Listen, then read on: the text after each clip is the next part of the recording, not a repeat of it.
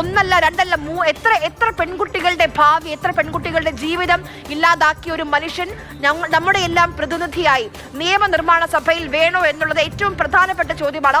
കോൺഗ്രസിനെ സംബന്ധിച്ച് ഔദ്യോഗികമായ ഒരു പരാതി വരുന്നതിന് മുൻപ് കോൺഗ്രസ് രാഹുൽ മാങ്കൂട്ടത്തിലെ പുറത്താക്കി. അതിൽ കോൺഗ്രസിൽ ആ കടുത്ത നിലപാടെടുത്തത് വി.ഡി. സതീശനാണെന്നും കൂടി നമ്മൾ ഓർക്കേണ്ട കാര്യമാണ്.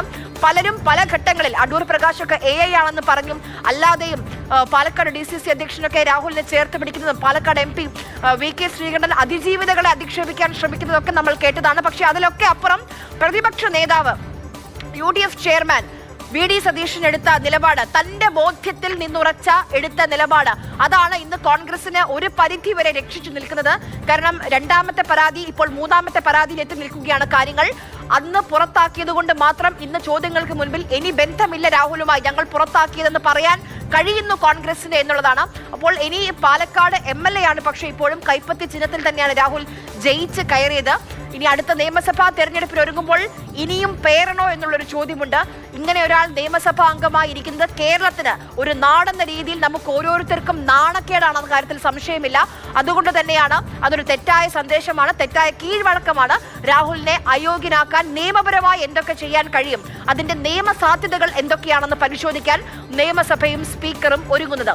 അമലിലേക്ക് പോവുകയാണ് ഒരിക്കൽ കൂടി. അമൽ പത്തനംതിട്ടയിലെ ജനറൽ ആശുപത്രിയിലാണുള്ളത്. അമൽ, വൈദ്യപരിശോധന പൂർത്തിയാക്കി എങ്ങനെ പുറത്തേക്ക് ഇറക്കും രാഹുലിനെ?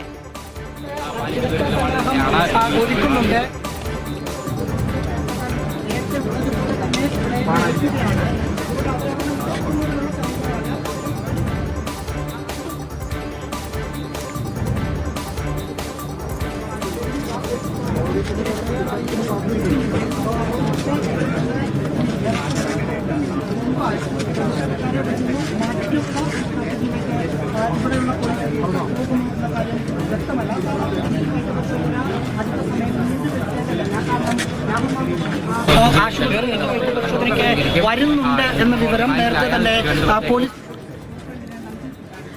ഇന്ന് ഞായറാഴ്ചയാണ്, കോടതി അവധിയാണ്. എന്തൊക്കെ സംഭവിച്ചാലും ഇന്ന് ജയിലിനകത്തേക്ക് തന്നെയാണ് രാഹുൽ മാങ്കൂട്ടത്തിൽ എന്ന കാര്യത്തിൽ ഒരു സംശയവുമില്ല.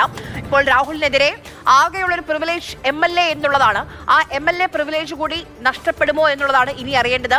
കേരളം കാത്തിരിക്കുന്ന ഒരു തീരുമാനത്തിലേക്ക് നിയമസഭ പോവുകയാണെന്ന സൂചനയാണ് ലഭിക്കുന്നത്. ഇങ്ങനെ ഒരു ജനപ്രതിനിധി കേരളത്തിന്, നമ്മുടെ നാടിന് നാണക്കേടാണ് കാര്യത്തിൽ സംശയമില്ല. അപ്പോൾ അതുമായി ബന്ധപ്പെട്ട നിയമോപദേശം തേടിയിട്ടുണ്ട് ഇപ്പോൾ സ്പീക്കർ AN ഷംസീർ. തെറ്റായ സന്ദേശമായിരിക്കും രാഹുലിനെ പോലൊരു വ്യക്തി നമ്മുടെയൊക്കെ പ്രതിനിധിയായി നമ്മുടെ നിയമനിർമ്മാണ സഭയിൽ വലിയ വലിയ മനുഷ്യരെന്ന നിയമനിർമ്മാണ സഭയിൽ ഇങ്ങനെ ഒരാൾ വേണോ എന്നുള്ളത് ചിന്തിക്കുകയാണ്. അതിൽ നിയമോപദേശം തേടിയിരിക്കുകയാണ് സ്പീക്കർ AN ഷംസീർ. കണ്ണൻ നായർ കൂടി നമുക്കൊപ്പം ചേരുന്നുണ്ട്. കണ്ണൻ, ഇപ്പോഴും പ്രതിഷേധക്കാർ അവിടെ തന്നെയുണ്ട്, അവർ പിരിഞ്ഞു പോയിട്ടില്ല. പോലീസ് വിന്യാസമുണ്ടെങ്കിലും പുറത്തേക്കിറക്കുക, മജിസ്ട്രേറ്റിന് മുന്നിലേക്ക് കൊണ്ടുപോവുക പ്രയാസമാണ് പോലീസിനെ സംബന്ധിച്ച്.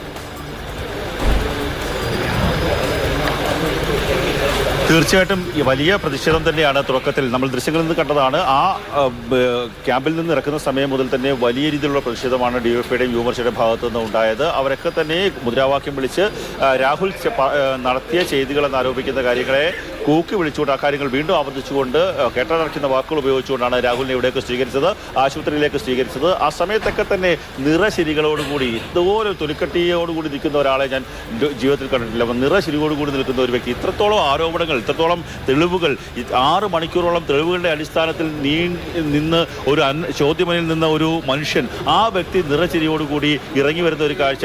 ആ വൈദ്യപരിശോധനയ്ക്കായി ആശുപത്രിയിലേക്ക് കയറുന്ന സമയത്തും വളരെ ചിരിയോടുകൂടി ഇത്തരത്തിൽ തന്നെ ഇതൊന്നും ബാധിക്കുന്ന വിഷയമേ അല്ല എന്നുള്ള രീതിയിലായിരുന്നു രാഹുലിന്റെ പ്രവർത്തികളെല്ലാം തന്നെ. രാഹുലിന്റെ ബോഡി ലാംഗ്വേജ് എല്ലാം തന്നെ തുടക്കത്തിൽ ഈ 6 മണിക്കൂർ ചോദ്യം ചെയ്ത സമയത്തും രാഹുൽ പറഞ്ഞിരുന്നത് എല്ലാം എൻ്റെ അഭിഭാഷകൻ പറയും, ഞാൻ അതിജീവിതയ്ക്കൊപ്പം പരസ്പര സമ്മതത്തോടെ ഉഭയസമ്മത പ്രകാരമാണ് ഈ കാര്യങ്ങളെല്ലാം ചെയ്തത്.